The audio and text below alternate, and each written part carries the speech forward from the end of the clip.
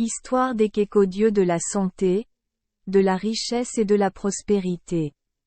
Ekeko est un gnome qui protège la santé et la richesse.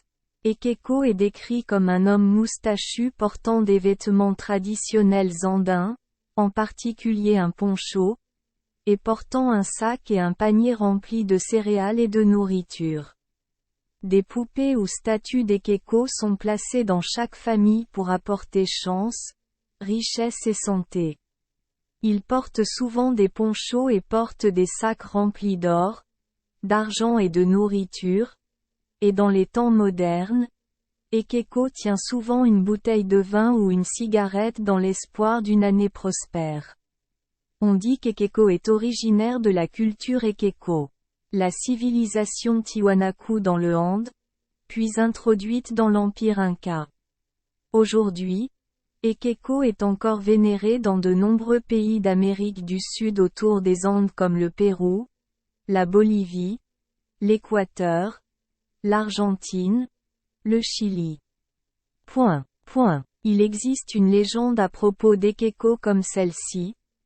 L'origine d'Ekeko commence avec Polita Tintaya, une fille qui travaille pour Doña Josefa Ursula de Roras Foronda, à La Paz.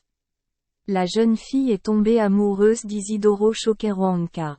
Il y a des années, elle a quitté l'agitation où ils ont tous deux grandi. Avant de partir, Isidoro lui offrit une petite statue pour la protéger. Cette figurine est Ekeko, connu des peuples andins comme le dieu de la chance. À l'époque où la ville de La Paz était assiégée par les indigènes, toujours en guerre contre les forces espagnoles, les gens mouraient de faim. Isidoro fut enrôlé dans l'armée indigène et se dirigea vers la maison de Polina. Chaque semaine, il lui apporte de la nourriture et la dépose près de la statue placée à l'extérieur de la maison. Polina et sa patronne, Doña Josefa, ont pu survivre au siège grâce à la nourriture laissée près de la statue d'Isidoro, mais elles ne savaient pas qui leur avait laissé la nourriture. C'est l'origine de la croyance dans le pouvoir d'Ekeko de procurer l'abondance. Merci les enfants des Esperluette Croisillon 39. Avoir écouté des contes de fées au jour Esperluette Croisillon 39. 8. Espérons que les histoires apporteront aux enfants des moments heureux et significatifs. Si vous aimez notre chaîne, veuillez appuyer sur le bouton S Esperluette Croisillon 39.